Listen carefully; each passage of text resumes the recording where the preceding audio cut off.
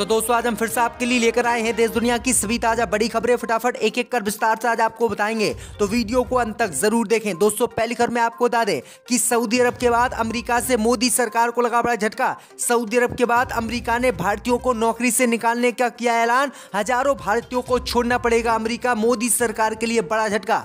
वहीं आपको बताएंगे दोस्तों की आजम खान को सजा सुनाने वाले जज का हुआ प्रमोशन, बनाए गए एडीजी मऊ में हुआ तबादला। उठ रहे हैं जज के प्रमोशन पर सवाल। वहीं आपको बताएंगे दोस्तों की बागेश्वर धाम के धीरेंद्र शास्त्री को चुनौती देने वाले श्याम मानव को मिली जान से मारने की धमकी, पुलिस ने बढ़ाई सुरक्षा। वहीं आपको बताएंगे दोस्तों की ज्ञानव्यापी मस्जिद को तोड़ने के लिए लोग को उकसाने वाले को कोर्ट ने दी जमानत, देश में विरोध शुरू। वहीं आपको बताएंगे दोस्तों की ख्वाजा के दर पर जनार्दन रेड्डी ने चढ़ाई चादर, कहा मैंने पार्टी को नहीं छोड़ा, पार्टी ने मुझे छोड़ा है। वहीं आपको बताएंगे दोस्तों की बागेश्वर धाम के बाबा कोई चमत्कार नहीं करते, ये कला हम 25 सालों से दिखा रहे हैं, देश के जादूगरों ने किया दावा। अब बाबा की खुल गई पोल, अब कभी भी हो सकते हैं बागेश्वर धाम के बाबा गिरफ्तार। वहीं आपको बताएंगे दोस्तों की रामचरितमानस पर दिए गए बयान से अखिलेश यादव स्वामी प्रसाद मौर्य से हुए नाराज, दे सकते हैं आज बड़ा बयान। तो दोस्तों सभी खबरों को आपको एक एक कर बताने वाले हैं, वीडियो को लाइक कर चैनल को सब्सक्राइब कर दें। इसी बीच पर तो दोस्तों अगली खबर की ओर, तो सऊदी अरब के बाद अमेरिका से मोदी सरकार को लगा बड़ा झटका। अमेरिका ने भारतीयों को नौकरी से निकालने का किया ऐलान, अब हजारों भारतीयों को छोड़ना पड़ेगा अमेरिका। दोस्तों आपको बता दें कि सऊदी अरब के बाद अमेरिका से नौकरियों को लेकर मोदी सरकार को बड़ा झटका लगा। दरअसल आपको बता दें कि बीते साल सऊदी अरब ने भारतीयों को नौकरी से निकालने का ऐलान कर दिया था और स्थानीय लोगों को नौकरी देने की बात कही थी। ऐसा ही कदम अब अमेरिका ने भारतीयों के खिलाफ उठाया है। दरअसल आपको बता दें कि अमेरिका में लगभग 2 लाख आईटी कर्मचारियों को नौकरी से अमेरिका ने निकालने का ऐलान कर दिया है। इसमें लाखों की संख्या में भारतीय हैं। वहीं आपको बता दें कि अमेरिका के इस कदम से भारतीयों को बड़ा झटका लगने वाला है और H1 वीजा पर नौकरी करने अमेरिका गए हजारों भारतीयों को अब अमेरिका छोड़ना पड़ेगा और इन्हें भारत आना पड़ेगा। दरअसल आपको बता दें कि अमेरिका की सरकार ने और वहां की आईटी कंपनियों ने बाहर के लोगों को नौकरी से निकालने का ऐलान किया है। उन्होंने कहा है कि अमेरिका के स्थानीय लोगों को हम आईटी कंपनियों में काम देंगे और जो विदेशों से लोग आकर अमेरिका में आईटी कंपनियों में हमारी काम कर रहे हैं उनको नौकरी से निकालेंगे। तो ये बड़ी अपडेट आ रही है, अमेरिका से मोदी सरकार को ये बड़ा झटका माना जा रहा है। इसी बीच तो दोस्तों अगली खबर की ओर, तो आजम खान को सजा सुनाने वाले जज का हुआ प्रमोशन, बनाए गए एडीजी। दोस्तों आपको बता दें कि नफरती भाषण देने के मामले में सपा नेता आजम खान को 3 साल की कैद और 6 माह की सजा सुनाने वाले MP MLA कोर्ट के जज निशांत मान को प्रमोशन मिल गया है। अब उनको एडीजी बना दिया गया है, साथ ही उनका तबादला मऊ हो गया है। निशांत मान ने 27 अक्टूबर 2022 को आजम खान को सजा सुनाई थी। सजा सुनाए जाने के बाद विधानसभा अध्यक्ष ने आजम खान की विदायगी निरस्त कर दी थी और प्रशासन ने उनके वोट देने का अधिकार भी समाप्त कर दिया था। आजम खान ने इस सजा के खिलाफ सेशन कोर्ट में अपील की और वो फिलहाल जमानत पर चल रहे हैं। इसके अलावा निशांत मान ने आचार संहिता उल्लंघन के मामले में कई पूर्व विधायकों को भी सजा सुनाई थी, लेकिन इनमें से एक भी बीजेपी का नहीं था। वहीं आपको बता दें कि आजम खान को सजा सुनाए जाने का बीजेपी सरकार ने जज को तोहफा दिया और इनका प्रमोशन कर दिया और अब ये एडीजे बना दिए गए हैं और इनका उत्तर प्रदेश के मऊ में तबादला कर दिया गया है। तो ये बड़ी अपडेट आ रही दोस्तों की बीजेपी का गुणगान करने के मामले में किस तरह से इनको प्रमोशन मिला है। इसी बीच पर तो दोस्तों अगली खबर की ओर, तो धीरेंद्र शास्त्री को चुनौती देने वाले श्याम मानव को मिली जान से मारने की धमकी, पुलिस ने बढ़ाई सुरक्षा। दोस्तों आपको बता दें कि देश भर में इस समय बागेश्वर धाम के संत बाबा धीरेंद्र शास्त्री खूब चर्चा में बने हुए हैं।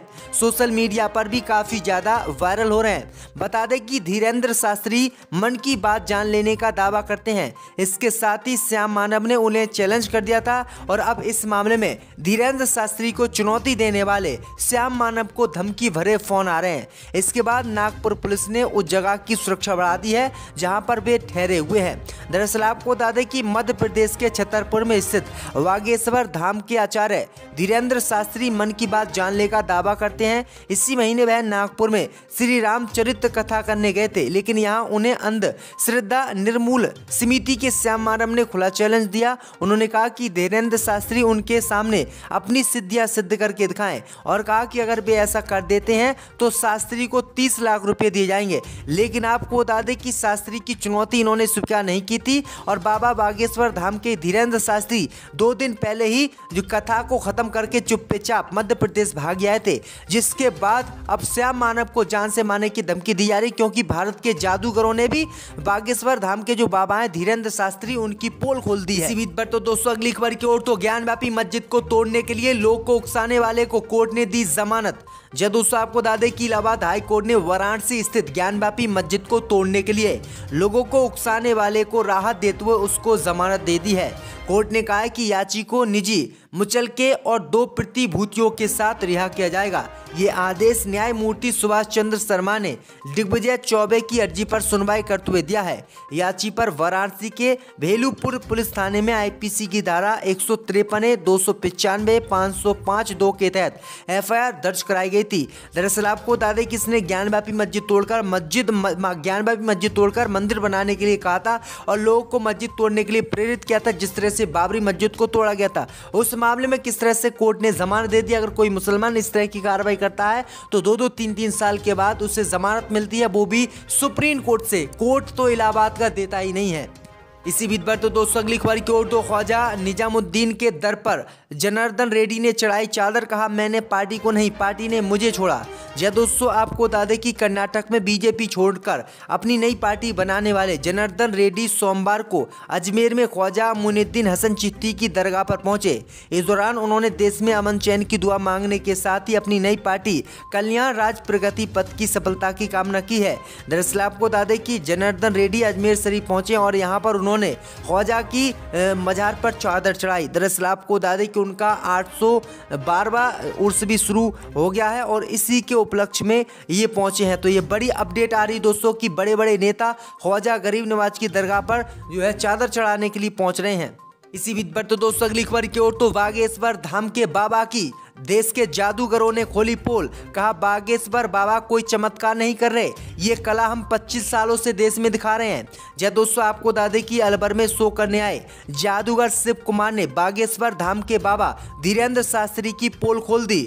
उन्होंने कहा है कि बाबा बागेश्वर धाम में धीरेन्द्र शास्त्री कोई चमत्कार नहीं कर रहे हैं, बल्कि जो काम वो करते हैं लोगों के मन की बात पर्चे पर लिखकर बता देते हैं, वो कला वो काम तो हम 25 सालों से देश की जनता को दिखा रहे हैं। लेकिन आपको बता दें कि उन्होंने कहा है कि बाबा ने गलत तरीके से इस कला का उपयोग किया और लोगों को बेवकूफ बनाया और अंधभक्ति लोगों के ऊपर डाली है और पूरे देश में अंधविश्वास को बढ़ावा दिया है। उन्होंने कहा है कि जो बागेश्वर धाम के बाबा इस समय देश में कर रहे हैं वो हम 25 सालों से देश में कर रहे हैं और हमने ऐसी कला की भी है। उन्होंने ये कला ईटीवी भारत पर करके भी दिखाई, जिसके बाद लोग चौंक गए। तो ये बड़ी अपडेट आई दोस्तों कि बाबा धीरेन्द्र शास्त्री की पोल खुल गई और बुरी तरह से फंस गया और इन्हें कभी भी जेल हो सकती है। पर तो दोस्तों अगली खबर की ओर, तो स्वामी प्रसाद मौर्य के रामचरितमानस वाले बयान से नाराज हैं अखिलेश यादव।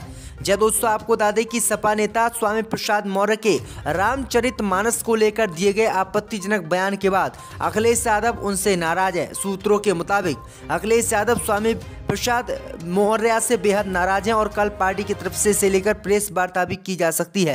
अखिलेश के अलावा पार्टी के कई विधायक भी मौर्य के इस बयान से खुद को अलग रख रहे हैं। सूत्रों की माने तो कई विधायकों ने फोन पर अखिलेश यादव से बात की। सपा एमएलसी के रामचरितमानस पर विवादित बयान से पार्टी के अंदर भारी असंतोष भी है।